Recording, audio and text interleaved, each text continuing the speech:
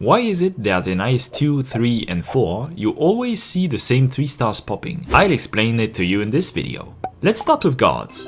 There are 3 3-star guards: Melantha, Midnight, and Popcar. Popcar is usually the least preferred one, and here's why. Popcar is a Centurion, and if you know anything about Arknights, you know that a 3-star Centurion is not that good. Why is that? Centurions are one of the only classes who receive a stat increase when going from E1 to E2. In this case, it's their block count. It goes up from 2 to 3. It is extremely good on Centurions because the amount of enemies they can attack at the same time is equal to their block count, meaning Popcar will forever be locked to attack only 2 enemies, unlike literally any other Centurion in the game. However, this alone wouldn't be enough to make her the worst 3-star guard in the game, and to explain why, we have to ask ourselves, what are Centurion guards? Centurion guards are usually lane holders, and the good ones all have a way to heal themselves. However, in IS, lane holders usually want more than being able to block. You either want them to deal damage as well, or to heal, and Popcar does none of that, which is why she's usually not picked. Now, the eternal debate: Melantha versus Midnight. Both are good for different reasons. Midnight has arts damage, 2 blocks, and can attack aerial enemies and from far away, while Melantha has much more attack and a slightly shorter redeployment cooldown. You would usually pick Midnight if you want additional reliable damage, and Melantha if you need someone to assassinate one dangerous source of damage on the field, which is extremely common in IS. Usually,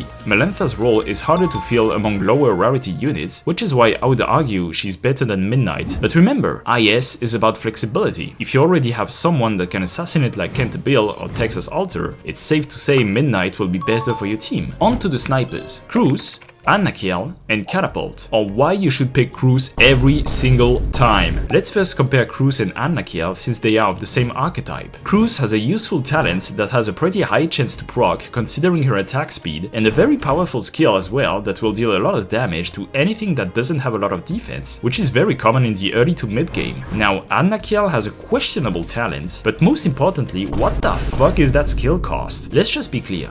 Low-cost anti-air sniper are usually range lane holders, meaning you'll usually deploy them first, so you want them to be operational very fast. Arknights doesn't do that, or at least in a much worse way than Cruz does. Now, it's also pretty easy to compare Cruz to Catapult. Catapult costs more to deploy, has a useless talent that I even forgot before looking it up, and a better attack, which unfortunately isn't enough to offset her much lower attack speed. On top of that, much like Arknights, her skill takes a while to use, and unlike Arknights, it actually doesn't do that much. This is why you should definitely pick Cruz first anytime. Casters.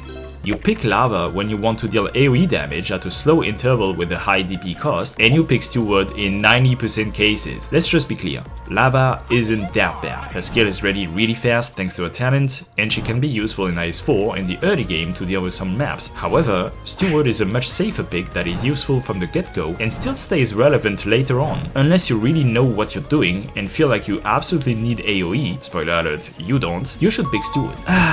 Vanguards. The reason why I made this video in the first place is because I was asked, Dr. Pickleman, why should I pick Feng over Vanilla? Also, we'll talk about Plume later. Let's analyze their stats a bit. Feng has much more defense than Vanilla, and Vanilla has much more attack. Now you have to ask yourself, what does a Vanguard want? Is it attack or is it defense? Well, considering the fact that their job is to generate DP by staying alive, it's safe to say defense is much better, unless your archetype goal is also to deal damage like Bagpipe or Ness. So in this regard, Feng is better. Now, what about their skills? They generate an equal amount of DP, however, Vanilla's skill is ready 5 seconds earlier and also increases her attack, so she must be better, right? Well, yes, but actually no. First of all, thanks to her talent, Feng is ready 1 second earlier, so cut that difference from 5 to 4, but that's not it. Notice how Vanilla's skill has a duration. Since a unit doesn't generate SP when a skill is active, Vanilla's skill will take longer to recharge. In fact, it would take 1 less second for Feng to activate her second skill, and it will only be faster than Vanilla from this point. So what?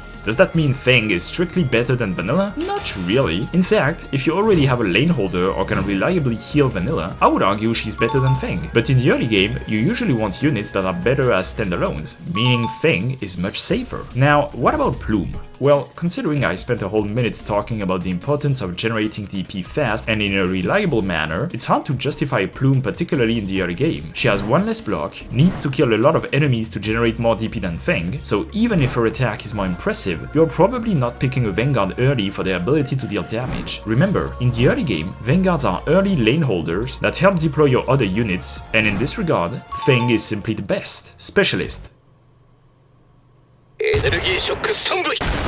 Alright, defenders. Spot, Beagle, and Cardigan. You never pick Cardigan. The reason why you never pick Cardigan is because she's a defender. What does a defender want? To defend.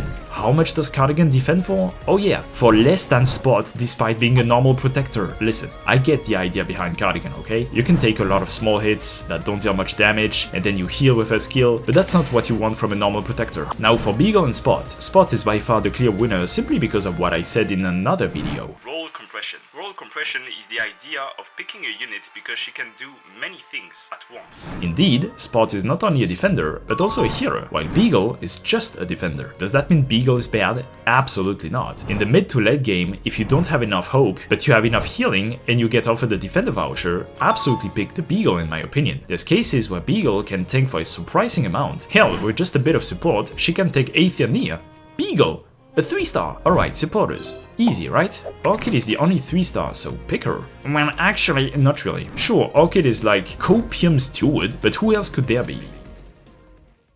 Are you tired of not having a cheap CC option for the late game? Do you hate getting swarmed by waves after waves of enemies? You should try this very simple tool, a stun grenade.